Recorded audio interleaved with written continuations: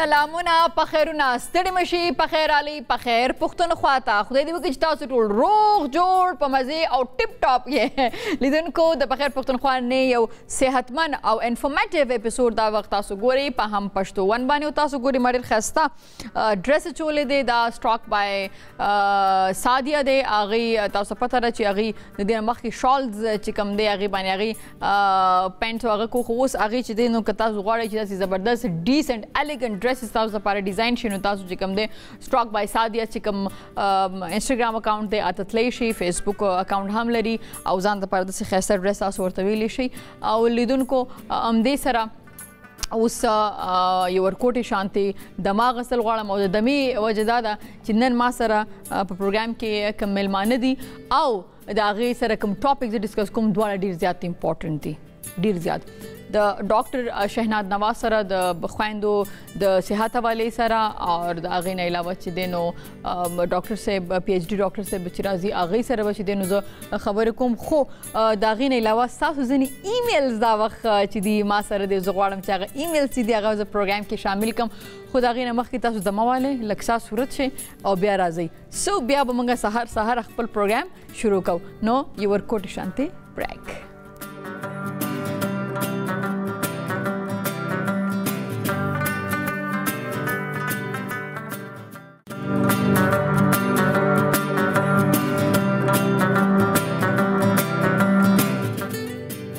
ستړي مشئ یو وارې بیا په خیر علي په خیر پښتونخوا ته لیدونکو په خیر پښتونخوا ټیم همیشه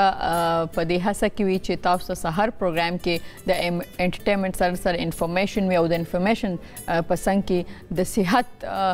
هم تاسو لپاره په دې پروګرام کې برخه وي او خاص کر زموږ د خویندو لپاره ځکه چې زموږ د خویندو زیاتره په لرې علاقو کې یا په داسې ځایونو کې چې اوس هم زموږ د پښتو په سایډ کې دا خبره شته دی چې ښځه اول خو شرمي کا هغې ته څه پرابلم یا څه بیماری وته نو هغه زر ویل نه غواړي یا نه وایي یا شرمیږي او بیا چې کله هغه ووایي او هغه ډاکټر ته ځي نو هغې ته دا دغې چې هغه خپله بیماري باندې پوه نه چې دا څنګه زه ایکسپلین کړم یا ما ته څه سمټمز دي څه دغه دی نو هغې وجې نه موږ په دې پروګرام کې هر هفته تکلیف ورکوو زموږ ډېره خوږه درنه مېرمنه ګاینکالوجسټ ډاکټر شهناز نواز ته هغې راځي او هغې سره موږ د خپلو خویندو زموږ ځینې بیماریانو په حوالې سره هغې سره ډسکشن کوو جي ډاکټر صاحب ستړي مشئ څنګه یې چې تاسو ښه یخنۍ ډېره زیاته شوې ده اسلام آباد کې موږ دا خبره کوله که نه چې سټوډیو خو ګرم دی خو بهر یخ ځکه د لایټس ډېر زیات لګېدلي نو د هغې وجه ده ډاکټر صاحب تاسو ته خو ماشاءالله ډېر زیات مریضان راځي اف کورس نو هغې کې داسې وي زیاتره که نه چې لکه هغې انیشلي سټیج کې نه راځي چې کله یې ته پرابلم شروع شي خاص کر زموږ د لرې علاقو نه چې کومې ښځې راځي او چې بیا هغې نه تپوس شي نو هغې وایي چې یاره زه شرمېدم یا مې خواښې ته نه وي یا مې کور کې دا غږ نه کولو داسې کیسز به راځي تاسو داسې ډېر راځي او بیا یو بله خبره هم دا چې دا ښځې چې که نه دوی ځان باندې سخت وړي او چې بالکل آخر پوینټ ته ورسېږي چې خبره بالکل چې خراب مرحله ته ورسېږي او خرابتیا ته رسېږي نو بیا ځان هغه کوي دا د ښځو کې صبر ډېر زیات دی او دا ښه نه دی که نه کومه بیماري چې انیشلي د هغې کوم علاج کیدی شي هغه دغه یو بل ورډ دی چونکې تاسو د ډاکټري هغې کې دی زه خو به صرف تاسو ته د هغې څلور ورډز هم چې پی سی او اس که تاسو موږ ته لږ ووایئ چې دا کوم قسمه بیماري ده چې کوم فیمیلز ته کیږي او دا څه شی دی نو تاسو ډېر ښکلې دا ټاپک سلیکټ کړو دا یو ډېر کامن مسله ده جینکو ته بلکې دا ښځو ته چې کله هغه موږ چې ورته وایي چې ریپروډکټیو ایج ګروپ چې کله هغې لکه هغې د ځوانۍ لکه 16 عمر نه واله د 40 عمر پورې چې کله هغې بچي کیدی شي دې عمر کې نو پی سی او ایس نه جوړیږي پولیسسټک اوویرین سنډروم نو دې ته پولیسسټک اوویرین ډیزیز هم وایي بعض خلک ورته پی سی او ایس وایي بعض ورته پیکوس وایي دا ډېر زیات کامن دی نو دې کې داسې چې ښځو ته جینکو ته د پیریډز مسله وي نو پیریډز مسله داسې چې هغه چې کومه بیماري د میاشتې چې بیماري راځي نو هغه نه راځي نو په میاشتو نه راځي کله کله هغه چې څو پورې ګولۍ ونه خوري هغو نه راځي کله کله یو هفته نیمه ډیلی خو کله داسې میاشتو پورې ډیلیټ شي دې نه علاوه د جینکو ته ښځو ته دا په ویښته په مخ باندې ویښته زیاتې دی ته اکثر دی غټ ټول ضروري نه ده خو میجورټي ځینې خلک چې پکې غټیږي هم نو دی ته دا مسلې هم وي اکثر دا هغه پیمپلز دي دانې معنی کې اویلی سکن نو دا مسلې دو ته لږ زیات کومو خلکو ته چې دا نو په دې نو د دې کله موږ الټراساونډ وکړو نو دی په اووریز کې چې کوم ته موږ تخمداني وایو چې کوم کې اګي تخمداني هغه خزو حصې هغه خېټې کې دننه چې هغه کې تخمي یعنی اګي نو دې کې نورمالي دا ایکس چیز دا ډېر وړوکی چې په سترګو باندې نه ښکاره کېږي دا صرف په مایکروسکوپ باندې لیدل شي نو دا چې دا پروټیکشن دپاره یو وړوکی سیسټ کې یعنی وړوکی اوبو یو کڅوړي کې بندي داسې نو دا وی نورم عام طور دا ټول فیمیلز کې دا ټول فیمیلز خو دې کې لږ زیات دي نو چې زیات شي نو د ته د لپاره پولیسیسټک اوویرین سینډروم وایي نو چې زیات شي نو هغه کې هورمونل امبیلنس راشي ولې چې دا کڅوړي سیلز چې کمی دا چې کم دیتا هغه ته چاپیری نو هغه هورمون یو سیکریټ کوي ایستروجن نو هغه په وجه دا د خزو کې ایستروجن لیول زیات شي او هغه ته بیا جامې چې نو هغه په وخت نه راځي هغه لیټ شي که تاسو دا راته وایستئ چې دا چې جنکو ته کوم بیماري کېږي نو آیا د دې سمپټمز دي چې جنکې په دې پوه شي دا ماته ځکه که ځینو خلکو ته هفته نیمه لیټ کېږي نو دا نورمل خبره ده که هفته مخکې راځي هفته وروسته راځي نو دا نورمل ده هفته مخکې او هفته وروسته دا نورمل ده خو چې که دې نه زیات شي نو بیا لږ سوچ و فکر خبره ده دا راته وایي چې د دې سمپټمز که تاسو لږ موږ ته نور هم واضح کړي چې کوم جنکو ته دا وي نو هغې سمپټمز څه دي یو خو دا دی چې دا لیټ کېږي خپل ټایم باندې نه راځي که نه دې کې ټایم ډېر زیات لګي بل تاسو وایي چې دا دې سره خلک غټېږي دې سره وزن زیاتېږي د ځینو خلکو او مخ باندې د ویښته راځي پیمپلز وي د جنکو په مخ باندې ښه که داسې دا د دې علاج ونشي کله چې جنې نه د واده نو د واده نه پس د دې سایډ افیکټ شته دی نو د دې دا جنکۍ چې کله واده شي نو بیا دوی ته لږه مسله د پریګننسي نو اولاد یې زر نه کېږي ولې چې دا هورمون چې دا امبیلنس شي نو دې سره هګۍ چې کوم دی نو هغه په دې تخمداني کې بهر نه راوځي نو چې هغه په ټیم بهر نه راوځي هغه په وجه هغه ته د پریګننسي کېدو مسله جوړه شي نو دا بیا غي ماته خو چې زیات ښځې راځي هغه په دې مسله راځي چې هغه پریګننسیز نه کېږي بیا چې موږ هیسټري والو نور تشخیص وکړو د وینې ټیسټونه وکړو الټراساونډ وکړو نو دا بیا ظاهره شي بیا کله داسې هم چې موږ ته میندې خپل لوڼه راولي چې جامې نه کېږي په میاشتو هغه میندو ته هم فکري جنکې په خپل هم دا فیل کوي چې هغه ملګرو ته میاشت په میاشت جامې راځي او دو ته نه راځي نو دې ته بیا لږ احساس شروع شي بیا دی راځي ډاکټرانو ته ډېر جنکې موږ ته په د فیشل هیر د ویښتو دپاره راځي نو دې دپاره هغوی کله لیزر کوي کله د ویکسینګ کوي دا مختلف دا کاسمیټک ټریټمنټس کوي یو د پوزا کومه چې دا زمونږ دلته پاکستان کې اساس چې دا د جنکو د مینسز یا پیریډز راتلو ایج سټانډرډ ایج شته دی ځکه ځینې خلک وایي 13 دی ځینې 11 باندې مو شي ځینې په 14 باندې مو شي دا داسې انټرسټینګ خبره ده مخکې ښځو ته زموږ نه مخکنۍ جنریشنز ته به لیټ کېدل پیریډز میندو زموږ میندو نیاګانو ته لیټ به کېدل به 15-16 دې کې به کېدل 14 اوس جنکو ته د نور جنریشن ته لږ پیریډ زر کېږي نو اوس جنکو ته ایج 11 نه پیریډ شروع شي د دې وجه سره ډاکټر صاحب نو دا موږ په دې باندې لا پوره پوه نه یو زموږ فوډ یا خوراک ته څه دی یا لایف دا هم کېدی شي خو زم چې دا جنکۍ لږ زیات مخکې ښځو نه میچور کېږي نو پیوبرټي لږ زیات راشي وخت په وخت نه مخکې راشي دا یو فینومینن دی په دې لا موږ پوره نه یو پوه چې دا ولې کېږي خو دا یو ښه نون فیکټ دی چې هر جنریشن کې پیریډز چې دي نو لږ وخت نه مخکې راځي. صحیح ده. چونکې ډېرې خویندې به دا وخت دا پروګرام ګوري او ظاهره خبره ده چې یو جنۍ واده کېږي د هغې دپاره امپورټنټ زموږ په سوسایټۍ کې دا ده چې د هغې ماشوم دي وي. نو که کله هم تاسو ته داسې څه پرابلم وي تاسو ته لګي نو تاسو خپلې مور سره خپلې کور والو سره په ټایم دا خبره پکار دی چې شیر کې چیرې زما چې کوم د میاشتې بیماری د هغه په ټایم باندې نه ده یا صحیح نه ده چې هغې علاج په ټایم باندې وشي.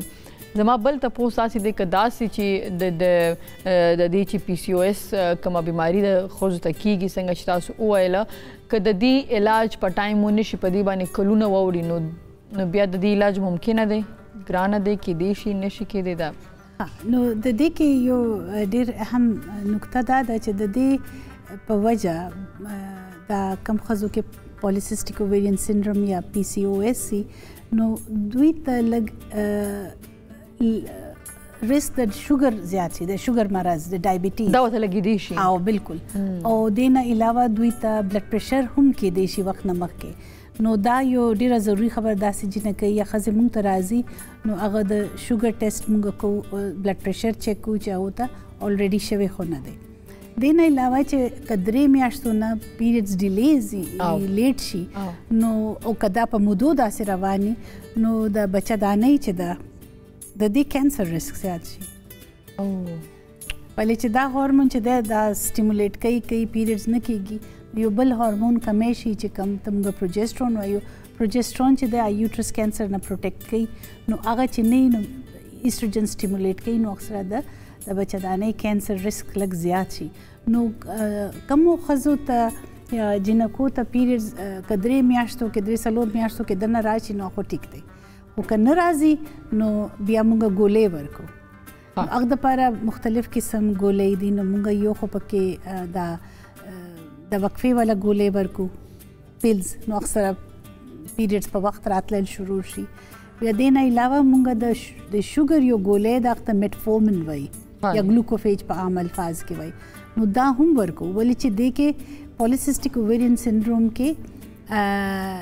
انسولین ریزسټنٹ شي. انسولین چې دی هغه جسم کې وي خو په ټیشوز باندې سم کار نه کوي نو چې سم کار نه کوي نو هغه په وجه انسولین ریزسټنس زیات شي نو شوګر هم کېږي او یو میل هورمون د سړو کې چې کم کېږي ښځو کې هم هسې بای د وې میل هورمون خو ډېر کم وي تھینکفولي. کله وایي که نه دا خو بالکل سړی دی ښه نو هغه داسې هورمونز شته دی زمونږ شته بالکل ښځو کې هر چا کې خو هغه ډېر کم وي. نو که زیات شي نو بیا ښځو کې دا ویښته هم زیات شي په سینه باندې په چین باندې فیس باندې ریسیډینګ هیر لاین شي دا ویښته چې دي دا سړو چې لکه شاته ځي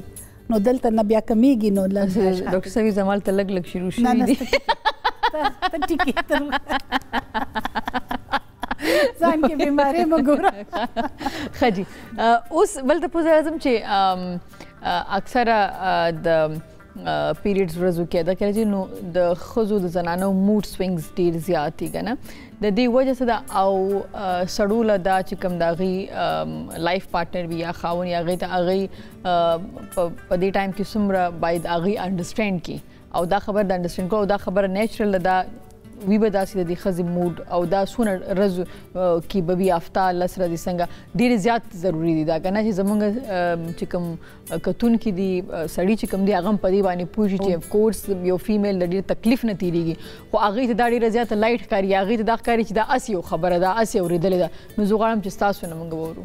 نو دې ته موږ پری منسټرل سنډروم وایو پی ایم ایس.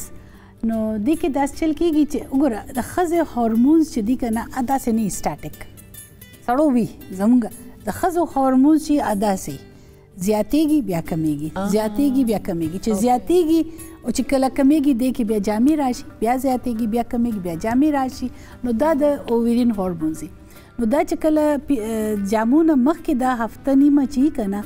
دې کې یو بل هورمون سیکریټ کېږي چې ما وختي ذکر کړی پروجسترون نو دا چې کله ریلیز کېږي نو بعض ښځو باندې هغه یو خاص اثر وي یو خو هغوی لږ بلوټډ فیل کوي لږ سولن لکه ډیما لږ کله سینه کې هم لږ درد غوندې کېږي او دې ورځو کې هغوی موډ سوینګز لږ زیات دي نو هغوی موږ اکثر ښځو ته وایي چې انګریزان وایي که نه شیز هورمونل لکه دا هورمونل ده چې بیا دې ورځو کې پکار دی سړي لږ دی صبر کوي ګزاره دې کوي ښځو سره چې د هغوی هورمونز داسې نو هغو له غوسه هم لږه زره ورځي او خفه کېږي هم په لږه خبره باندې نو دې کې لږ سړو ته لږ زړه پکار دی چې لږ زړه لوی کړي او هغو سره دې لږه ګزاره کړي ولې چې څنګه جامې راشي نو هغه موډ بالکل ټیک شي چې کله جامې راشي نو هغه بیا ټیک وي بیا خو دې کې کله کله یو نیم زموږ مریض داسې چې ډېر ایکسټریم ته لاړ شي یا باقاعده ډیپریشن کې لاړ شي یعنې ډېر اګریسیو شي ډېر ډیپریشن کې نو بیا هغو ته بیا موږ انټي ډیپریسنټ ګولۍ ورکو چې هغه به دې پیریډ کې به هغه خوري 2 هفتې چې که نه پیریډ زما کې دې ورځو کې هغه ضروري نه ده چې ټول عمر د خوري هغه خو دغه 2 ویکس چې دي راتلون مینس راتلون مخکې او هغې نه افټر که نه دا صرف 2 ویکس راتلون مخکې چې پیریډ راشي بیا بند کړي اوکې چې پیریډ راشي بند کړي نو دې سره لکه دا ایکسټریم کیسز هم شته او چې ډېر ایکسټریم وي او بچي پوره نو بیا موږ هغې غم نه بېغمه کې بیا غم نه بېغمه بیا اووریز هم لرې کوم اووریز لرې کې صحیح ډاکټر صاحب تاسو ناستې تاسو سره به زه پی سی او ایس باره کې خبرې کوم چې د دې علاج ممکنه دی علاج یې څنګه دی خو یو ورکوټ شاندمال هم واپس راستانه کېږو صحیح ده لیدونکو یو ورکوټ شاندمال واپس راستانه کېږو په خیر پښتونخوا سره اوسئ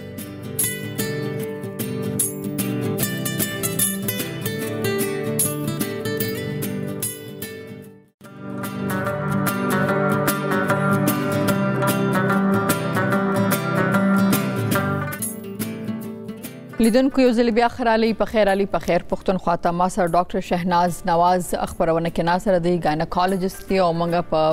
پی سی او ایس باندې خبرې کوو د هغه بیماري چې اکثره جنکو ته کېږي د هغې چې کوم د میاشتې کومه بیماري ده هغه لیټ کېږي او د هغې سایډ افیکټس هغې ته بیا د واده نه پس هم په دې باندې موږ خبرې کوو او ډاکټر صاحب دې ډیټیل سره موږ ته وایي چې د دې سمپټمز څه دي او دا ولې کېږي دا ډاکټر صاحب دا کېږي ولې دا هارمون امبیلنس کېږي ولې یا دا مخې ته دا بیماري په خلکو کې ولې راځي جنکو کې وجه موږ نه ده معلومه خو موږ ته چې کوم معلومات شته هغه دا دي چې که مور ته نو لور ته چانسز دي چې جنیټیک هغه جنیټیک لینک شته خو موږ لا جین آئیډینټیفای کړی لا نه دی خو جنیټیک لینک به ضروري ولې چې دا فیملیز کې رن کوي ځینې بیماریان دي هغې وي دا د سټرس نه کېږي دا د دې خوراک نه کېږي دا د دې شي اخیستلو نه کېږي همې که څه خورې هغې نه کېږي یا ته سټرس هلې هغې دا د هغې سره څه تعلق نه لري د دې سټرس سره ریلیټډ نه دی خو چې کوم ښځو ته پالیسیسټیک اوویرین سنډروم وي نو هغې لږ غټې او هغې ته ډپریشن هم وي نو هغې اکثر ډپریشن نه هم سفر کوي نو هغې ویټ هم هغه ګین کوي نو دا ډېر کم خلکو ته معلومات شته چې دا فیټ چې دی دا یو هارمون سیکریټ کوي ایسټروجن وچ الریډي سوای دی ښځو کې نور هم زیات شي نو د دې یو علاج دا هم دی چې هغې د وزن کم کړي چې هغې 5% یا 15% د خپل وزن کم کړي نو هم هغې د پیریډز ریګولیریټي کافي حده پورې ټیکېدی شي نو وزن هغې ته کمولو ډېر زیات ضرورت دی داسې ښځو ته صحیح ده اوس دا راته وایي چې د پی سی او ایس علاج ممکنه دی او څه علاج دی نو هغه خبره علاج دوه کې یو خو چې د بیمارۍ مکمل طور ختم شي دا نشي کېدی ښځه جوړه داسې ده پوه شو که نه هغې اووریز دی پالیسسټیک هغې میټابولیک د سنډروم حصه ده دغه یو نو دا خو هغې کې شته یو جینیټیکل یو شی شته خو د دې کیور نشته خو علاج یې مونږ کولی شو سمټمز یې مونږ امپروف کړو یو خو به هغه وزن کمی چې وزن کم کړي نو ښه پوره باید دا کېدی شي چې هغه پیریډز ریګولر شي نو او که وزن سره نه کېږي نو بیا مونږ ګولۍ ورکوو که 3 میاشتو نه زیات هغو پیریډز ډیلې کېږي نو بیا هغې ګولۍ خوري اکثر پیلز ورکو یا که پیلز نه ورکو نو بیا بعض ښځې وایي چې مونږ پیلز نه اخلو یا هغې د سایډ افیکټس کېږي د پیل سره نو هغو ته بیا مونږ یو ګولۍ ورکو د پروجسټرون قسم ګولۍ او هر میاشتې 3 میاشتو پس ته 14 ورځې هغه ګولۍ خوري نو هغې پیریډز راځي نو هر 3-4 میاشتې پس ته هغو پیریډز راځي نو هغه هم ټیک دی نو دې سره د هغو د کینسر اف د یوټرس د بچه‌دانۍ کینسر ریسک کم شي. نو او دې نه علاوه موږ دغه د ګلوکوز کمولو ګولې ورکو چې ورته میټفورمین یا ګلوکوفیج وایي. نو دا ورته ورکو چې ډېرې غټې ښځې که نه چې او هغو ډایټینګ هم کړي او هر څه چې هغه 40 BMI نه زیات او نه کمیږي یا هغو ته هارټ پرابلمز وي نو هغو دپاره بیا موږ ریکمنډ کوو چې هغوی د بیریاټک سرجري وکړي چې کوم کې هغو د وزن کموي د سرجري نه هغوی دا کولمه داسې هغه اپریشن وکړي چې هغوی وزن بیا کمیږي. صحیح ده. او د دې علاج څنګه چې تاسو وی دا دی اکثرا خلک ګولې ځکه اوایډ کوي چې سره زموږ وزن زیاتېږي. د ګولو سره وزن زیاتېږي نه دا چې کوم تاسو ورته وایي موږ ورکو د سره وزن نه زیاتېږي د سره وزن سټاټیکي خدا مریضان مونږ ته چې راځي هغوی چې ډاکټر صاحب زموږ وزن زیات شو خو بیمارۍ په وجه وزن نه زیاتېږي. بس چې کم دی ته پولیسیسټیک اوویرین سنډروم بیماری تکلیف نو دا زیات وزن سره هغو سمټمز نورم خراب شي. اوکې هغه شی ملټیپلای شي. نو د دې یو ساده علاج چې څوک ګولۍ نه خوري هغوی د وزن کم کړي هغوی به جګ جوړي. صحیح ده. ښه دا راته وایي چې مخکې ما دې تپوس وکړو ما تاسو موږ ته ایکسپلین هم کړه چېرې که د دې خیال ونه ساتلی شي یا علاج ونه شي نو فیوچر کې که دا جنۍ واده شو نو هغې د ماشومانو پیدا کولو کې به هغې ته به پرابلم به وي که نه. نو که دا راته وایي چې د دې ایج هم څه مختص دی د کم ایج نه د کم ایج پورې دا بیماري کیدی شي جنکو ته. نو دا خو چې څو پورې هغې پیریډز کېږي دا بیماري ورسره تړلې ده. ښه مطلب دا داسې اوکې یو ځل چې ښځه بچی راوړي نو هم به وي که بچی نه وي نو هم دا که 50 سال هم کیدی شي که د 20 وي نو هم دی پاسبیلیټي شته نو دې دپاره دا دی چې کله بچی نه کیږي نو هغه دپاره بیا یو بل قسم علاج دی. بیا موږ سره ګولۍ شته چې موږ هغه ورکو چې کله جامې راشي د ورځو کې موږ یو ګولۍ ورکو نو هغه سره هګۍ پیدا کېدل شروع شي. هګۍ چې پیدا کېدل شروع شي نو هغه سره د پریګننسي چانسز کافي ښه شي. که دې ګولو نه وشي بیا موږ ستنې ورکو الټراساونډ سره موږ ګورو چې هغې زیاتېږي لوی کېږي د دوایي څه هغې باندې اثر روان دی که نه بلډ ټیسټ سره موږ ګورو. بیا موږ دا هم ګورو چې که دې سره هم نه کېږي بیا موږ لیپروسکوپي نه دا یو کیمرې سره خېټې کې واچو نو هغه سره موږ د اووریز تخمدانې دا سیسټ موږ لږ وسوځو. دا موږ دې ته اوویرین ډرلینګ وایي یا لیزر سره یا ډایترمي سره هغه موږ وسوځو ټول نه یو څو نو هغه سره هم د دې هغه امبیلنس چې شوي هغه بیلنس هورمون ابیلنس شي. ها صحیح ده. یو اخر کې یو بل تپوس کول غواړم موږ اکثر د خپل مشران نه اورېدلي چې دا خو ځکه تا ته وشو لکه اوس تاسو کلیر کړي چې دا د خوراک سره څه تعلق نه لري. صحیح ده. خو اکثره موږ ته وایي دا تا یخ څیز وخوړو دا تا تروش څیز وخوړو دا دې ولې وخوړو دا بیماري تا ته دې وجې نه شوې ده. نو آیا داسې څه خوراکونه دي چې هغه جنکۍ یا ښځې اوایډ کړي په دې ورځو کې؟ خوراک سره دا تړلې نه دی. دا خبره چې تا وکړه نجیبه دا ماته مریضان ډېر تپوس کوي چې دا یخ دی دا ګرم دی خواښې مې وایي چې دا مه خوره چې دا ګرم دی. دا وګوره زمونږ په میډیسن کې یخ ګرم صرف ټمپریچر دی. یخ آیسکریم دی او ګرم دی کافي دا چای د ګرمي اوبه. نو زمونږ په دې کې د تاثیر چې کم دی وایي هغه نشته. خوراک دی او هر خوراک کې څه نه څه د نیوټریشن ما ډېره موده یخې اوبه نه څښلې بیا لکه چا راته وایي ته دې دا یخې اوبه وڅښې دا چې دې ته راځي دا خو واپس ګرمي شوي دقه شان ده. نو باډي کې یو سیسټمي هومیوسټیسس ورته وایي هغه ټول هر شی بیلنس را بیلنس. صحیح. دا راته وایي چې د فوډ خبره روان د خوراک نو آیا داسې خوراک یا داسې څه جنکو له پکار دی چې خپل خیال وساتي میندې دې خیال وساتي چې که خوراک واري نو دوی به دومره سټرانګ وي چې دوی ته به داسې څه امبیلنس د هارمونز نه کېږي یا ښه خوراک څه دی د یو هیلدي جنۍ دپاره؟ وګوره یو هیلدي جنۍ دپاره او هلک دپاره هم دا دی چې 50 نه موږ د هلکانو کیسه کې نه نو یو خوراک کې مونږ خوراک چې دی نو هغه کې کاربوهایډریټ ډېر زیاتې نشاسته چې او جی نو دې سره دا غټوالی کېږي چې غټوالی کېږي نو هورمونل امبیلنس کېږي ما درته چې فیټ هم هورمون سیکریټ کوي امبیلنس کوي نو زموږ خوراک کې یو 50% چې دی پکار دی چې کاربوهایډریټ سي او باقي 25%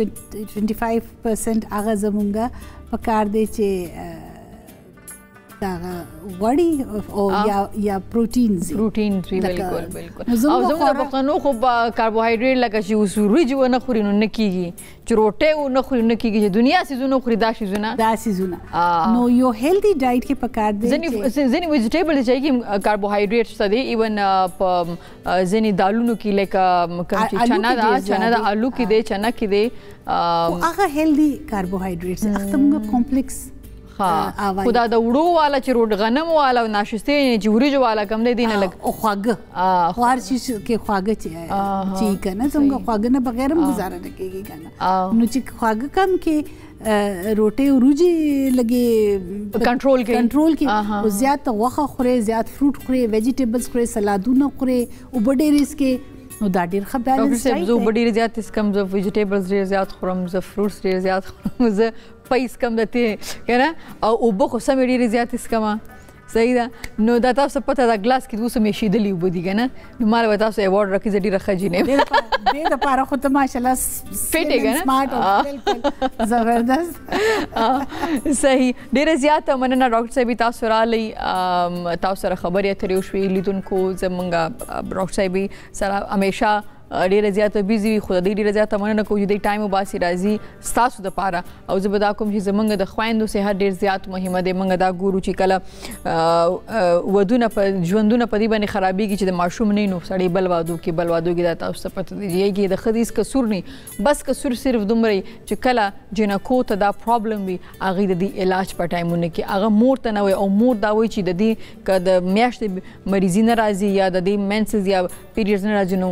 دا که زه لیډي ډاکټر لبوزم خلک بسوي خلک بداوي او هغه کې هغه د خپل لور ټول فیوچر چې کوم د خطر سره مخامخ کی چې د واده نه پس هغه پرابلم دومره زیات شي چې یا بچی نه کیږي یا ډېر په سخت باندې کیږي نن زمونږ ټاپک کو تاسو نه مسی وي تاسو یوټیوب چینل کې زمونږ هم پښتون دوباره دا پروګرام کته شي او ډاکټر صاحب چې د مونږ سره دا کدي سره داسې ترلې څه پښتني ته پوښتنه نو تاسو مونږ ته واتس اپ کې میسجز هم کولی شئ مونږ ته ایمیل کولی شئ مونږ هغه ټاپک هغه کوېسچن د ډاکټر صاحبینا تاسو د پاره کو ډیره زیاته مننه ثانک یو لیدونکو هم دې سره ورکوټ شانتي د مالم واپس راستان کیږو په خیر پښتونخوا سره اوسئ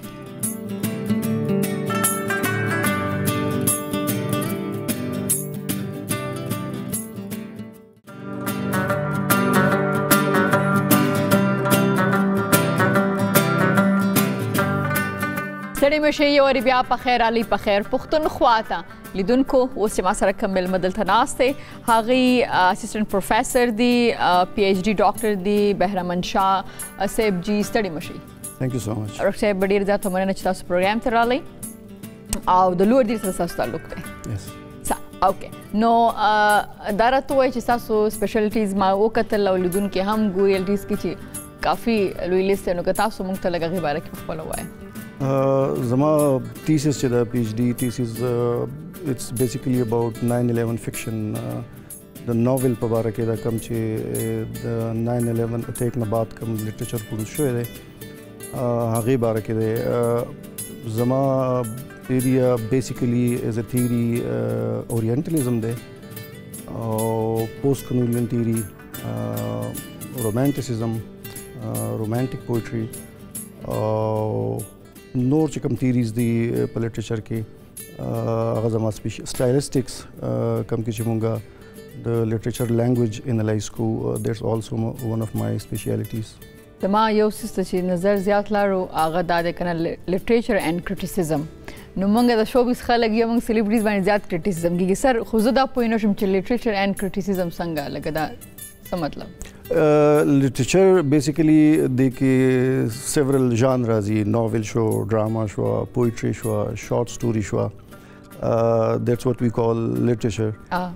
کریټیسزم بیا هغه ټیکنیک ته وایي چې په کوم باندې مونږه د ژانرز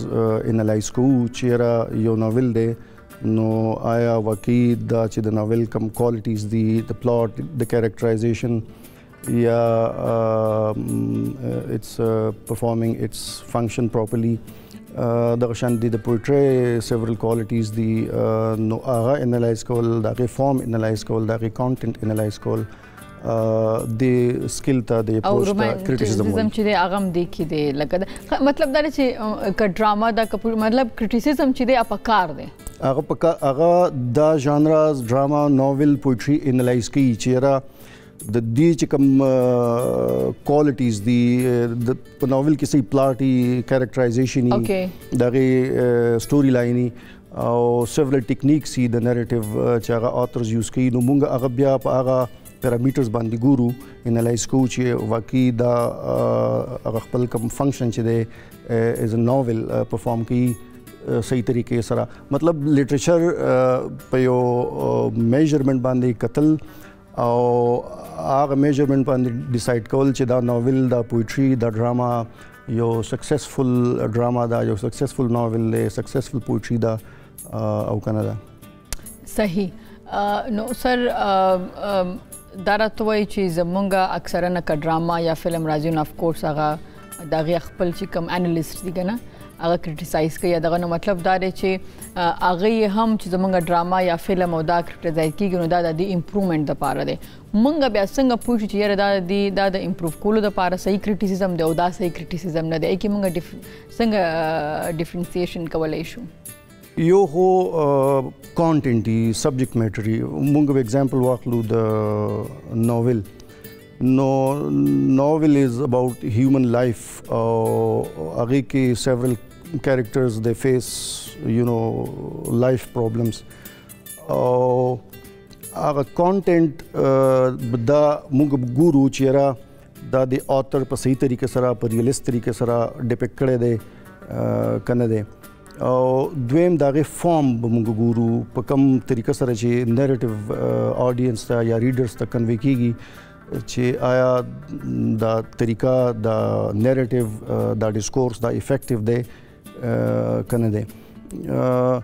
مونږ دام ګورو چې یاره واقعي یو څیز لټریچر دی او که نه ځکه چې ډېر خلک به کلیم کوي چې دا ما څه لیکلي دي پوئټري دا ډراما دا ناول دی دا لټریچر دی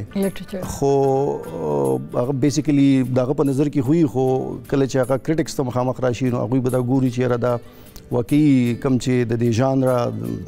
سیورل اسپیکټس دی هغه فلفل کوي که نه نو داسې څه دي چې هغه فلفل کوي یا تاسو هغه ایکسپټ کوئ لټریچر کې یا کېدلی هغه د لټریچر حصه جوړېدی شي لټریچر اولنی دغه خو دا دی چې په لټریچر کې دا دوه چې کوم schools of thought دي چې art for the sake of art او art for the sake of life نو هغې کې دا دي چې یو پیس اف رایټینګ دی هغه انټرټیننګ دی که نه دی هغه پلیزینګ دی ریډر ته که نه دی آیا په هغې کې چې کوم آثر فیلینګز او ایموشنز کنوے کول غواړي په ریډر باندې یا په آډینس باندې هغه ایموشنز هغوی فیل کوي که نه د هغې نه بعد فارم دی فارم په داسې طریقه سره ورډز ارینج کول په داسې طریقه سره اسپیشلی په پوئټرۍ کې ناول کې او ډراما کې خو موسټلی نیریټیو وي خو په پوئټرۍ کې نو د ارینجمنټ اف ورډز چې په کوم طریقه سره ورډز یوز کېږي په کوم طریقه سره د هغې ساوند وي لکه پوئټري چې مونږ اورو نو سم ټایم اټس د کانټینټ چې مونږ په مینینګز باندې زیات فوکس کوو خو موسٹ اف د ټایم مور دین مینینګز مونږ فارم ته ګورو چې هغه فارم چې هغه زمونږ غوږونو باندې ښه لګي هغه چې کله مونږ ریډ کوو نو د هغه ورډز ارینجمنټ د هغې چې کوم فارم دی هغه مونږ ته مزه راکوي مونږ ته اٹ پلیزز اس ان سرټن ویز نو دغه زما په خیال د دې کریټیسیزم پرپز او تاسو چې تاسو کو چیرې دا به معلومي څنګه خلک چې واقعي دا لټریچر دی او کنه نو دغه اوس لکه یو ایوری ډے فینومینا دا سړی یو عام خبره کی موسټلی که تاسو خیال کړئ نو زمونږ دا فارماسیوټیکل کمپنیز چې کوم میډیسنز دغه کی نو هغوی سره دغه ورکوي دوايي باره کې چیرې دي کې دا سيزونه دي او د دا سايد افیکټس دي او دومره کوانټیټي کې اخیستل دي نو هغه ته خلک لټریچر وایي مطلب او دا سي د هر یو سیز لټریچري خو لټریچر ایز وی انډرسټاند هغه یو داسې فارمي چې هغه انسان انټرټین کوي انسان خوشحالي انسان ته مزور کوي په لیکلو کې دغه په لیکلو کې خیر اوتر په خپل خو مزه چوتي چې کله هغه سلیکي خو بیا چې کوم خلک هغه ګوري او یا لولي یا اوري نو هغه تی هم خوندلي دویم ذکر کړو دا دویم سکول اف ثاټ چې دی هغه دا دی چې کوم لټریچر چې دی چې د دې په لایف کې امپیکټ څه دی مطلب خلکو ته څه میسج کنوي کول دي چې هغه ته هغه میسج واخلي او د هغه مطابق څه خدي او څه بد دی او لایف څنګه تیرول دي او څنګه نه دي هغه ډیسایډ کی نو زه په خپل د اولي سکول اف ثاټ باندې ډېر زیات بلیف کوم چې اټ شود بی سمثینګ چې هغه پیورلی د ایستټیک سره انوالو وي چې هغه نه خلک خوشحالي اخلي هغه خلک پلیز کوي خلک انټرټین کوي مور دین د پرپز اور د ویلې خو نشم هغه ورډ خو پروپاګاندا چې څوک ګایډ کی کنټرول کی په یو خاص طریقه باندې چې د لایف په باره کې یو عام کم ایشوز چې دي نو زه د اولنی سکول اف ثاټ باندې زیات یقین ساتم یو نوم مونږ بیا ورو که یو کس ایجوکیټډ دی که نه د هغه لټریچر لوستی دی یا د هغه باره کې معلومات لري شیکسپیر د نوم سره ټول بلد دی په هر ځای کې آل اوور د ورلډ که مونږ لاړ شو که هغه د هر ملک خلک دي صرف د پاکستان خبره نه کوم مونږ خلک کتلي چې دې نوم سره ډېر فیملر دی دوی ته پته ده د دې وجه سره چې هغه په عامو خلکو کې او په دنیا کې یو وي که نه یو خاص یو کلاس وي یو خاص خلک چې هغه یو کس پیژني خو شیکسپیر داسې دی چې لکه هغه واړه لوی ټول ځای کې هغې پیژنګلو لري د دې نوم سره هغه ته پته ده دا څوک دی هغه ته ایون دا هم پته ده چې هغه څنګه لټریچر یا د هغه چې خبرې دي یا د هغه چې کومې ویناوې دي هغه کوټ کوي لګیا دي ایون اوس هم په 2021 کې هم دا کې نو دې وجه څه کیدی شي د دې وجه خو یو دا ده چې الیزبیتن ټایمز کې کله چې شیکسپیر هغه ډراماز لیکلي نو هغه ټایم کې اټ واز موسټلی سټیج سیزونه به سټیج کې ده نو دغه اولنې کوالټي خدا دا چې ډېر ډیورس سبجیکټس باندې او ټاپکس باندې دغه ډراماز دي هیسټوریکل پکې دي دغه نه علاوه بیا د مختلف فارمز دي دغه د ډراما لکه ټریجیک شو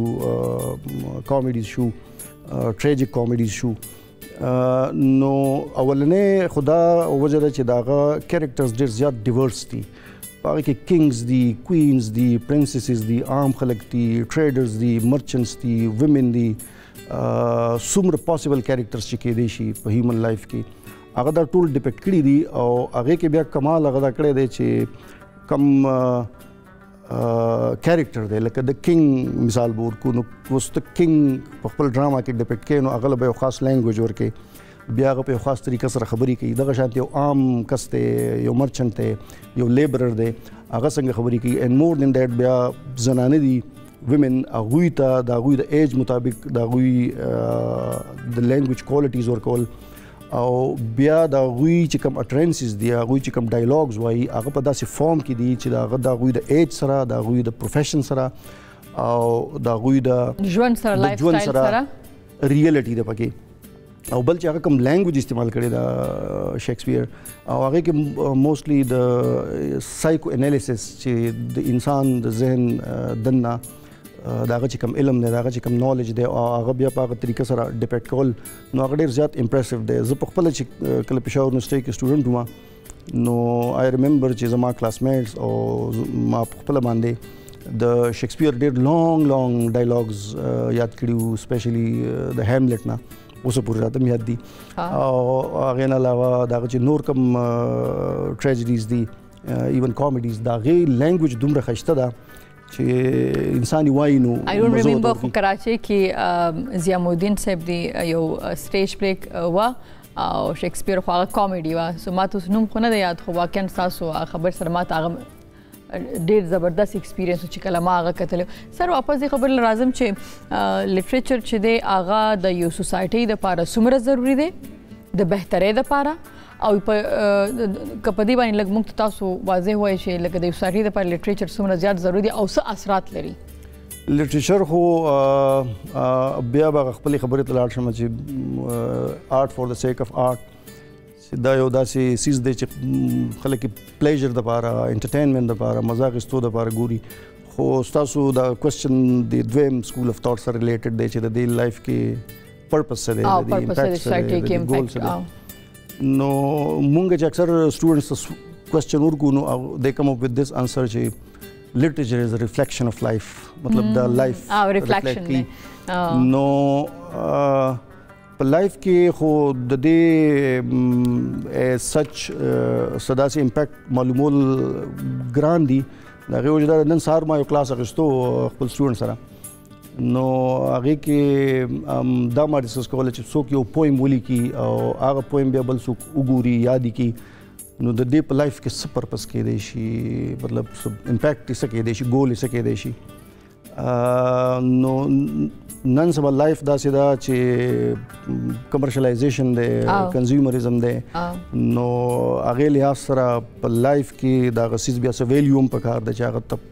سیل کې خرڅ کې او یو ګیټ سمثینګ ان ریټرن نو په دغه آسپیکټ باندې خو د لیټریچر څخه خاص ریټرن نشته په لایف کې خو که بیا مونږ دې ته وګورو چې یاره د قومونو په هسټرۍ کې شاعران دي لیکوالان دي دا کوم ډېر غټ اثر یو قومونه دی وجنه بالکل څنګه چې تاسو وایي چې خلک دا د انټرټینمنټ دپاره اخلي سو زما دا خیال دی زما دا تاسو مخکې خیر خپل خیال خو زه تاسو سره خبرو کې زه شیر کوم ځکه چې ډاکټر صاحب تاسو لوست او تاسو تجربه زمانه ډیره زیاته ده چونکې زه په خپل هم د پرفارمینګ آرټ سره تعلق لرم نو زه وایم چې ډراما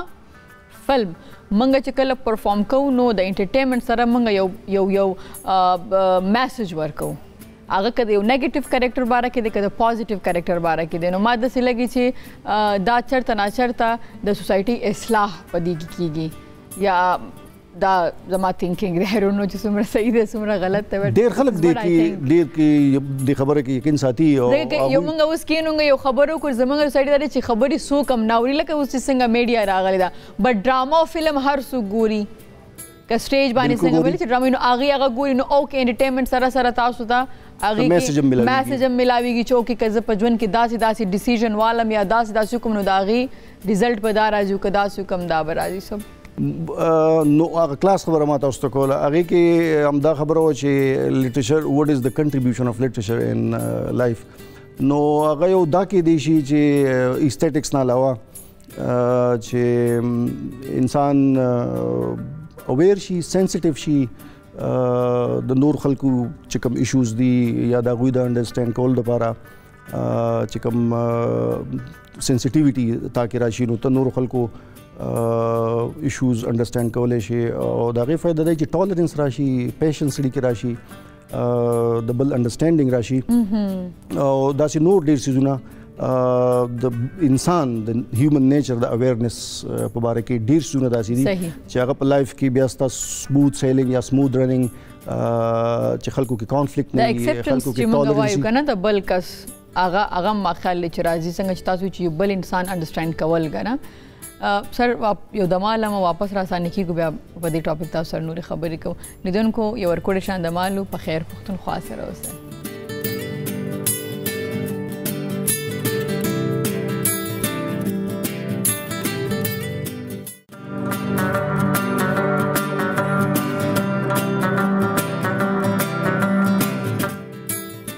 لیدونکو یو ځل بیا ښه راغلاست په خیر علي ما سره ډاکټر بهرامند شاه صاحب ناست دی اوس زه غواړم چې دوی سره اورینټلیزم باندې خبرې وکړم ځکه چې زموږ ډسکشن ډېر مزدار روان دی نو سر په دې باندې زه غواړم چې تاسو سره لږ خبرې وکړم او دې حوالې سره لږ موږ ته دا لږ معلومات له موږ سره شیر کړه اورینټلیزم زما د تیری پارټ دی کوم چې زما تھیسس دی د پوسټ 9/11 فکشن ناول باره کې کوم چې 9/11 نه بعد ناول لیکل شوي دي په ټوله دنیا کې هغه موسټلی ما انالایز کړي دي په خپل تھیسس کې نو په هغې باندې چې کوم تیری ما یوز کړی دی نو هغه اورینټلیزم ده اورینټلیزم یو بک دی په 1978 کې یو پیلسټینین آتھر دی کولمبیا یونیورسٹی کې پروفیسر هم دی ایڈورډ سعید he was basically from Palestine خو بیا هغوی امیګریشن وکړو US ته، هلته کولمبیا یونیورسټۍ کې پروفیسر و د کمپیریټیو لټریچر. نو د هغوی تیوري ده، هغوی داسې چل کړی دی چې د 18 سنچري نه آنورډ کم چې په یورپ کې او په US کې لټریچر پروډوس شوی دی، موسټلی یورپ کې برټش او فرنچ لټریچر او نور آرټس اسپیکټس چې دي هغه انالایز کړي دي، او په هغې کې د ایسټ او د ویسټ په منځ کې چې کوم ریلیشنشپ دی یا په کرنټ دنیا کې چې د اسلام او د ویسټ په باره کې کوم ریلیشنشپ دی دا یې انالایز کړی دی. نو هغه 200 کالو کوم هسټوریکل ریکارډ چې هغه کتلی دی موسټلی فرام لټریچر او پینټنګس، چې هغې کې ویسټ چې کوم دی د باقي دنیا ته اورینټ ته یا ایسټ ته، او آفټر 1967 in his theory اسلام ته په کوم نظر ګوري. نو هغه چې دنې انالایز کړي دي نو د هغې نه یو خاص سټیریوټایپس راایستلي دي چې ویسټ انګلینډ چې دی، فرانس، اټلي، پورچګل یا په ماډرن ورلډ کې چې یونایټډ سټیټس دی هغوی اسلام ته په کوم نظر ګوري، ایسټ ته په کوم نظر ګوري. نو هغه سټیریوټایپس دا دي چې بیکورډ دی، ایرریشنل دی، ډکټیټوریل دی، oppressor of women دی، او داسې ډېر وایلنټ دی، ایکسټریمست دی، او داسې نور ډېر بیکورډ دی، بیکورډ لوکینګ دی، لوکینګ ټو د پاسټ. او په هغې کې چې کوم د دې اپوزټ دی د اسلام یا د ایسټ اپوزټ چې دی هغه ویسټ دی. نو هغه انلایټن دی، ریشنل دی، ساینټیفک دی، ټیکنالوژیکلی ایډوانس دی، او د دې چې کوم اپوننټ د اسلام هغه چې څومره د دې دواړو منځ کې کنفلیکټ راځي په لټریچر کې سپیشلی په هغې کې به اسلام یا ایسټ چې کوم دی هغه به کمپیریټیولی بیکورډ وي، ریشنل به وي، انډیموکریټک به وي، او باقي چې کوم سټیریوټایپس دي د اسلام په ماډرن دنیا کې په میډیا کې هغه تاسو ته مې پته ده چې ویسټ د اسلام په باره کې یا د تھرډ ورلډ دنیا باره کې د هغوی څه سوچ دی. صحیح. خو دې کې زمونږ د خلکو څومره کردار دی د دې سوچ بدلولو کې یا دې سوچ جوړولو کې یا دا ثابتولو کې دا دی چې زمونږ باره کې یا د ایسټ باره کې کوم سوچ لري سر؟ اوس دې کې بیسیکلی په اورینټلیزم کې غلطي څه ده؟ هغه دا ده چې سټیریوټایپ دې ته وایي چې فرض کا د اسلام یو سټیریوټایپ دا دی چې دوی په زنانو باندې زیاتې کې اپریسرز اف ویمن دي او پیټریارکل سوسایټیز دي او زنانه بیکورډ ساتي. نو دا خبره خو به د ځینې اسلامیک سوسایټیز یا تھرډ ورلډ سوسایټیز یا ایسټرن سوسایټیز باره کې صحیح، خو اوورال خو داسې نه ده. کراچۍ والا، لاهور والا، اسلام آباد والا یا فار دیٹ میټر سم ون ان ډیر لوور زموږ علاقه کې دا زنانه خو ټول یو شانتي نه دي. خو ویسټ غلطي دا کوي چې دا ټول یو شانتي پین کوي، په دوی کې ډیفرنشیشن نه کوي. دغه شانتي د ایکسټریمیزم او د وایلنس خبره خو اوس هم شته، لکه کینیډا کې ایکسټریمیزم دا غي دی کنه، لایک اسلاموفوبیا چې کومه دا راغلی د امریکا کې او دغه کې، نو دا مطلب دا التم شته خو مونږ زیات هغې دپاره سافټ یا ایزي ټارګیټ یو یا مونږ زیات څه ورته وایي چې هایلایټ کیږو زمونږ طرف. دا د هغوی سوچ دی، د اورینټلیزم چې دی د ایډورډ سید چې کوم د تیوري ده دا بیسیکلی د هغوی د سوچ په باره کې چې د ویسټ ذهن چې کوم دی د باقي دنیا په باره کې او په ماډرن ورلډ کې د اسلام په باره کې څه دی هغه د دې سټیریوټایپس نه نشي وتی. خو هغې کې سره اوس موجوده موږ د افغانستان حالت والو صحیح ده چې هلته یو اسلامي نظام هغې دعوه کوي چې راغلی دی، نو اسلامي نظام، اسلامي امارات سمثینګ، نو هغې خو هم دا وایي چې ښځه به سکول ته نه ځي، شپږم نه پس به سبق نه وایي، جاب به نه کوي، کور کې به ناست وي، ښځه به اوس لکه د کابل غوندې ښار کې په 2021 کې هغه ټیکسي کې نه شي تللی، ټیکسي والا ودرېږي چې دا څوک ته دا ستا څه کېږي، دا ولې بوځي، دا خو نامرم دی. نو اوس هم روان دی او تاسو پته ده چې دا نن سبا د اول ودول په یو هاټ ټاپک دی، نو ټول نیوز چینل او ټول هر څه چې کوم دی په افغانستان باندې فوکس دي. نو دا هم یو میسج زموږ د مسلمانانو داسې یو تصویر وړاندې کوي که نه؟ نجیبه که تاسو دا ما هغه اولني سټیټمنټ سره کمپیر کړئ چې دا خبره ستاسو ټیک ده چې هغوی په کوم طریقه سره ډیپیکټ کوي په افغانستان کې چې اوس کوم کرنټ سچویشن دی، خو افغانستان کې چې څه روان دي اټ ډزنټ ریپرزینټ چې ټول اسلامیک دنیا داسې ده یا ټول مسلمانان داسې دي. اټ مایټ بی ټرو ان د کیس اف افغانستان، خو په باقي ټوله اسلامي دنیا باندې خو موږ نشو اپلای کولی. د ویسټ غلطي دا ده چې همدغه ایمیج راواخلي په افغانستان کې. هغه لکه اوس اسلامي موږ سره ملیشیا شته دی، موږ سره انډونیشیا دی، موږ سره پاکستان دی. دا خو پاکستان کې لا بیا هر وخت ګډوډ رواني، نو موږ پاکستان دونه نشو کنسیډر کولی. بنگلادیش موږ اغوستی شو، د هغې نه علاوه موږ ټرکي دی، سعودي عرب دی، دا طرفونه دي. نو دا ملکونه که موږ وګورو که نه، نو هغلته هم لکه اوس موږ وګورو دوبۍ ته تاسو لاړ شئ، نو سم ډېر مسجد دي او سم ډېر شي کلبز هم دي. نو دا اوس ډیپینډ کوي په تا باندې چې کومې خواته تاسو ځئ نه. آی مین هغه یو څیز دی. نو خو دنیا داسې ده چې هغه مسلمز هغې نه کنسیډر کوي. لکه اوس دا هر څه چې کېدل پیس ټاک هر څه په قطر کې روان و. تاسو د قطر ریاست او د هغې هغه ته وګورئ چې لکه هغې ښځو له د ایجوکیشن رایټ ورکړی دی، هغلته کې د ښځو دپاره څومره هغې اختیار د کار ورکړی دی. خو هماغلته کې ناست خلک بیا خو زموږ انټرنیشنل کې څنګه چې تاسو خبره وکړله چې څنګه ویسټ چې کوم دی، نو هغه صرف افغانستان والا چې کوم دغه د تصویر دی هغه د مسلم په نوم باندې ریپرزنټ کوي یا ورته ښیي یا وایي چې یس دا داسې ده. نو دغه چې موږ یو څو نومونه واخیستو د ملکونو هغه ایگزیکټلی دا به داسې وه چې په فرانس نیپولین ایجپټ انویډ کو په 1798 کې، نو ځان سره یو پوره آرمی بوتله، ایڈمنسټریټرز یې بوتله، ایجوکیشنسټ بوتله چې یاره د ایجپشن سیویلایزیشن دا ستړي کی. او د هغې شاته مطلب دا و چې دا به بیا مونږ کنټرول کوو څنګه. که دا تاسو په سب کانټیننټ زمونږ د بر صغیر چې کوم هسټري د هغې کې هم دا شوي دي چې انګریزان دلته راله، نو اول خو کاروبار و، د هغې نه بعد بیا کالنایزیشن سټارټ شو، او د هغې نه بعد د دوی د کلچر سټډي شروع شوه چې د دوی دا کلچر څنګه دی. اوس په دې لټریچر کې مسله دا ده کوم چې دې خلکو پروډوس کړی دی فرینچ انګلیشمن یا امریکنز ماډرن 1945 نه بعد، نو دوی مسلمانان او د ایسټ خلک په یو خاص انداز کې ډیپیکټ کړی دی چې دوی داسې یو نو ایگزاټیک غونټې دي. د هغې نه علاوه د دوی په کلچر کې دا داسې څیزونه دي چې هغه زموږ د ډفرنټ دي، یونیک دي یا ویرډ غونټې دي، زموږ نه ډېر بدل دي. نو د خپل ریډرز دپاره، د خپل آډینس دپاره، د هغوی چې کوم خپل سټیزنز خپل کمیونټیز د هغوی دپاره دا څیزونه هغوی ته داسې پرزنټ کول چې دا وګوره داسې مخلوق هم دنیا کې شته. د هغې اثر څه و چې ان د لاست 300 years 200 years په ویسټ کې چې کوم د تھرډ ورلډ او د ایسټ او د اسلام په باره کې د خلکو امیج دی، هغه تاسو وی چې دا به ټیکیږي څنګه یا مونږ څه کولی شو دې باره کې، نو هغه دومره ګران دی چې هغه د دوی ذهنونو کې بالکل ننوتی دی او چینج کولی. که فرض که یو اگزامپل دوه ته او دې باره کې ډېر کار هم شوی دی. یو مشهور ناول دی محسن حامد، هی از فرام لاهور، او هغه یو ناول لیکلی دی ریلکټنټ فنډامنټلیسټ. نو دا یو ینګ کسي چنګیز نامې د دې لاړ شي یو ایس ته، هلته په پرنسټن کې سبق وایي، بیا هغې نه بعد په وال سټریټ باندې یو غټ فارم یې هغې کې جاب کوي او هی وانټس ټو چینج یو نو پراسپیرټي د په یو ایس کې، نو هی وانټس ټو یو نو ټیک فرام دیٹ پراسپیرټي. خو 9/11 نه بعد دا وشي چې هغه ته پته ولګي چې دا خلک ماته اکسپټنس نه راکوي. که زه ځان هر څومره ایجوکیټډ کما، ځان هر څومره چینج کما، او دا کم سټیریوټایپس چې دي دا چینج کما، ځان یو ښه ایجوکیټډ فارورډ لوکینګ ډیموکریټک هیومن بینګ کما، خو بیا هم دا خلک مانه ایکسپټ کړي. 9/11 نه بعد هغه دا ډیسایډ کړي چې زه به واپس خپل ملک ته ځم، پاکستان ته، هغه راشي پاکستان ته، او دلته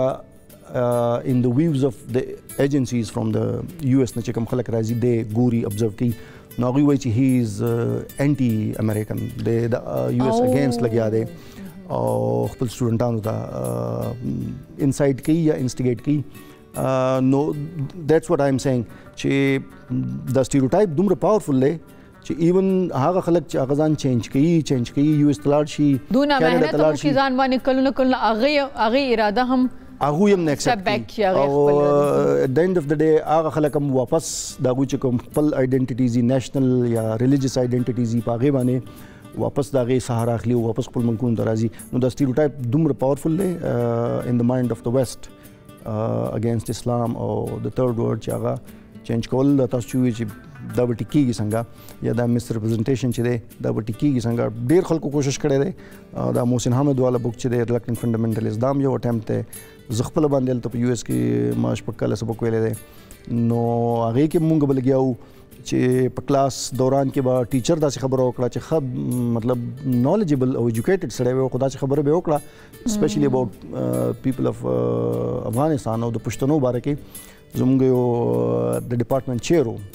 چیرمین او هغه یو ځل د یو اس انویژن چې کله شو افغانستان باندې هغې باره کې خبره کوله چې دا یو اس خني دي کړي او دا خلک ډېر ډینجرس دی او دلته خو فلان سیویلایزیشنز راغلي وو په دوی کوشش کړی دی چې کنټرول یې خو دا نه کنټرول کېږي او یو اس هیز کمیټډ د سیم مسټیک بای ګوینګ دیر او هغه یو ورډ یوز کړو چې دیز پیپل آر مانسټرز نو نیکسټ ډے دغه ته لاړم افیس ته لاړم چې سر زه په خپل پښتون یم او تاسو کلاس کې د پښتنو باره کې داسې خبره کوله چې ایز اف دیر سم سورټ اف یو نو ایلیینز چې هغه به دومره پاورفل دي دومره خطرناک دي چې هغه به یو اس ته یو چیلنج ورکړي نو هغه بیا بل ورځ باندې راغلی او کلاس کې سوري وکړه چې ما د پښتنو باره کې دا خبره کړې ده نو دا یو مثال دی چې دا سټیریوټایپینګ د هغوی په ذهن کې سر زمونږ خو خپل هم دغه مثال دی لکه زه تاسو خبره کوم دا چې خودکش کوي دا چې د اسلام په نوم هر څه کیږي نه نو دغه خلکو مایند سیټ لکه موږ خپل هم چې والو د دې به څنګه به چینج کیږي امین لکه هغه ته زم خنخ کارم تاسو مو ته خنخ کایره نو دا ما خیال چې دلته څه چې الته دي هغه سي مایند سیټ ولا خلک دلته مونږ کې هم شته دی ایگزیکټلی او د باره کې بل یو تیری دا هغه ته وایي اکسیډنټالیزم اورینټالیزم دا دی چې ویسټ دوی باره کې مونږ باره کې سوچ کوي اکسیډنټالیزم دی ته وایي چې مونږ دا غوی باره کې څه سوچ کوو نو هغې کې که تاسو وګورئ سټیریوټایپس دا دي چې دا همیشه زمونږ د ایگزسټنس خلاف دي دوی امورل دي دوی مټیریلسټک دي دوی کې سپیریچوالټي نشته دا ډېر سټیریوټایپس دا غوی باره کې مشهور دي حالانکه دا صحیح نه ده نه داسې نه ده بالکل زه خو دا وایم چې چونکې زه ټراولینګ ډېر زیات کوم نو یورپ سایډ ته مو دغه ته دی چې دی ګورم دومره زه یم بس یو دی کلمه نه وي نور خو دی ډېر ښه مسلمانان دي داسې که زه یم ځکه چې هغه څه چې زموږ په مذهب کې اسلام کې موږ ته ښایي چې یو ښه مسلمان څوک دی او هغه کوالټیز څه دي که نه هغه ټول هغه انسانیت سره تړلي خبرې لکه اوس تاسو د خپل یو ایکسپیرینس په امریکا کې خبره کو چې تاسو هغې لاړ تاسو هغه پروفیسر ته وایي چې تاسو خو دا خبره غلطه وکړه هغه بله ورځ راځي او هغه دې نه د ایګو ایشو نه جوړوي او هغه په ټول کلاس کې اسکیوز کوي دا څه وړه خبره خو نه ده موږ کې داسې څونه دي چې موږ ته یو کس وایي چې دا خبره دې غلطه وکړه او موږ بیا راځو او موږ د هغې اسکیوز کوو هغې سره خو موږ چې سوري کوو زموږ خو بیا نور قدر کمیږي زموږ سوسایټي ایگزیکټلی که نه نو دغه زه وایم که نه چې لکه داسې پوینټ څیزونه هم دي سر تھینک یو سو مچ تاسو راغلی ستاسو سټوډنټ ماشاءالله ډېر لکي دي چې ستاسو غوندې پروفیسر لري چې دومره ماشاءالله نالج دی او موږ سره خو لږ ساعت کې تاسو راغلی او ډېرې خبرې موږ سره شیر کړي همیشه کامیاب اوسئ خوشحاله اوسئ ډېره مننه چې راغلی پروګرام تھینک یو سو مچ تھینک یو لیدونکو همدې سره یو ورکوټې شانتې بریک الو واپس راستانه کیږو په خیر پښتونخوا سره اوسئ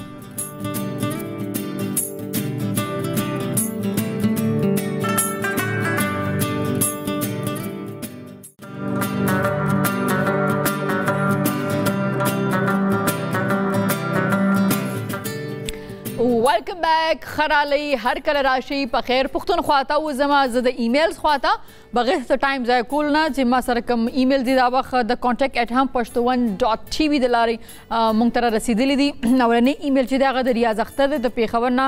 السلام علیکم نجیبه وعلیکم السلام ریاض اختر صاحب ما ستاسو سپیشل شو وکتله ډیره می خوښه شوه ستاسو داسې شو به کله وي مونږ پوره فیملی راتلل غواړو نو ریاض اختر اوس خو مونږ 100 اپیسوډ دا سلیبریټ کړو 200 چې کله شي نو بیا سلیبریټ کوو نو بس بیا به تاسو مونږ بلکې دا چلو ونه چې مونږ به تاسو د هم پښتون فیسبوک ټویټر انسټاګرام اکاونټ فالو کوئ هلته مونږ اناونسمنټ وکړو چېرې مونږ دا شو داسې ریکارډ کوو تاسو سره د واړو تکبیرونو هلته ځان راورسوئ کشماله کوهاټ نجیبه تاسو چې دا دومره ښایسته ډرسز اچوئ نو دا تاسو چېرته نه اخلئ کشماله زه دا نه اخلم دا زموږ د پروګرام سپانسر دي هغه ډفرنټ سپانسر دي هغې زما وارډروب چې دی هغې سپانسر کوي لکه دا سټراک بای سادیا نن چې ما کوم ډرس اچولی دا د هغې دی البته بوټان او جولري زما خپله او زه خپله اوکے صدف د راولپنڈی نے مجھے ای میل کر دے السلام علیکم ماشاءاللہ آپ اتنی اسمارٹ ہیں اور اس اسمارٹ ہونے کا کیا راز ہے میں تو جم کر کے تھک گئی ہوں لیکن پھر بھی موٹی ہوں और ये आप कौन C track पे जाती हो और किस दिन जाती हो, मुझे भी आना है और आपसे मिलना है। तो सदर रावलपिंडी से मैं अब आपको बता दूँ तो वो ट्रैक पे तो मेरे तुम्हारे जाने के लिए टाइम ही नहीं मिलेगा, सारे फैंस वहाँ पे प्यार करने वाले पहुँच जाएंगे। तो हाइकिंग की बात पख्तो की तासु द हाइकिंग खबर कवे नो हाइकिंग चिदेज ट्रैक बंदम खुद काफ़ी टाइम की नए मतली तासु द नज़र कमा सनास या ट्रैवलिंग कोम पर वीकेंड बांधे या यमइन इस्लामाबाद के नो न कोमा नो चिकला ब्याज हाइकिंग बांधे जमन ब्या बज तासु बट ईमेल क्यों ठीक तब ब्या बताराशी ओके और यस तासु वेले ची ज स्मार्ट शवे मनो गोरे जिम चे दे आगा 30% दे 70% चे दे आगा तासु फूड दे तासु सखुरी क तासु फू यानी तासु खुराक चे कम दे डाइट चे दे आगा सही ने दे और तासु पर जिम की जेम चे जान थकानी मार भी देना तो फिर भी कुछ नहीं होगा। नो मैन खबरदार है चितासु पकार दादा चितासु खुराक ची सखुरे नो जमा खपल खुराक जमा डाइट हम डेर कंट्रोल दे लगन प्रोग्राम की डॉक्टर साहिबी शहनाज नवाज वेला चूरे जे नाश्ता दा गनम दा शुजुना जमा प खुराक किश्ता देना आफ्ती की यौजल सही दा आगाज़ या यो पराठा बोखरम या वही वो रोटी उखरम बाकी टोल आफ्ता जमा प सब्जियानो वेजिटेबल्स और दाल और दी बांधे ची रवानी सही दा नो खुराक डेर ज़रूरी दे जिम मम टिक दे खुच खुराक दिसे नहीं जिम से न शिकोले नोमान लंडी कोतल नवई पखेर नजीबा वाला डेरा कमज़ोरी शवी राशा ची पटी तिक्के दर बांधे द लम वाला सिखुनो दर बांधे उखरमा ची लगा गटशी और दा लंडी कोतल चक्कर बहम हुए नोमान लंडी कोतल ना thank you so much Noman डेर ज़्यादा मनना खो दा तमा उसी वजह सोना कोशिश कम चीज़ जमा वज़न ज़्यादा नहीं शो तमाम वो पटी तिक्की जमा डेर ज़्यादा ख़ुखरी डेर ज़्यादा मनना कजों खैर बस की लंडी कोतल तबदा से राज़म चखपल पूरा टीम सर राशम ची आवाज़ इज़ना जमा टीम मुगोरे मुंगे यो खज़दा को प्रोग्राम लंडी कोतल क्यों को मैं हम डेर ज़्यादा मनना सासुना उदी सारा जमा डबल ईमेल तरफ था इलियास हाँ इलियास थे इस्लामाबाद ना हेलो हम मैम आपका संगे मार ड्रामा हम खौ जमा देम नम शु नजीब हाफिज ना हम हेलो हम ओके हम नो मैम आपका संगे मार ड्रामा कब ऑन ईयर होगा और ये ड्रामा संगे मरमर का सीज़न 2 है या अलग है? नहीं ये इसका कुछ लेना दे इस कार रोज़गार और कनेक्शन निश्चित संगे मरमर सरदा यो जुदा स्टोरी दा ॾाढी खुली स्टोरी दा पदी की पड़ुंबी ज़ल बांधे ज़मंगा चिकम दलता पाकिस्तानी कम सिखान दी आगे यो डीर पॉजिटिव और डीर खैस्ता लेक्चर सोत हुई ची पिक्चर ची दे मी लेक्चर पिक्चर चिकम दी की खुद ले शवे दी पखपला पागी की यो द सिख जीने चिकम दे रोल लोबो मा जमानुम दे पके हर्षाली कौर और दादा संगे मरमर सर हिस लिंक न लरी और दा ची दे नो दा शुरू की 9 जनवरी न बदा संडे परज बवी हर इतवार परज 8 बजे दा माखल यो डेर पॉपुलर ड्रामा दा माने दा टाइम नुमेर श्री की माहिरा खान दागी ड्रामे पर ज़ेबानी शुरू की उमर सऊदी नमंग तकड़े दे ईमेल सलामुन नजीबा संग ये हसी जान असे जहम खैमा जमा यो पश्तना दा चित्तबा पुख्तो ड्रामा की कल राजी सिर्फ दी पर टिकटॉक बांधे गोरा वीनू आए हाय उमरम सिर्फ पर टिकटॉक में गोरी बस आगा काफ़ी ना लगा ना ड्रामों के पकार दे चिराशम नूरदू ड्रामों की खुरारवान है माँ और पुख्तो ड्रामों में से इरादा निश्तरे पुख्तो की तासु माँ हर औरस गो रही सही दा नो ब्याम ड्यूर ज़्यादा तमाना सऊदी अरब न तासु मुंगता ईमेल करो नो contact@ham.1.tv जिसो न दोस्तान मुंगता ईमेल्स करो दागी ड्यूर ज़्यादा मना ना हम दासी मुंगता ईमेल्स के वजह दागी जवाब और रिप्लाई तासु लदर कुम खुदा वक्त प्रोग्राम वक्त कम दे आगा पाई तरसीगी तासु लार्शी ज़माने इजाज़त वाली तासु इजाज़त दर कुम तासु लार्शी इंशाल्लाह खैरी सबाबल प्रोग्राम की इंशाल्लाह द न्यू मिल मनो सर द न्यू कंटेंट सरा और द न्यू खबर सर द न्यू टॉपिक सरा बिया तासु मुंगा गोरी व पखैर पुख्तनख्वा की तरह पूरी पोलिया लस्पारम द अल्लाह पामान।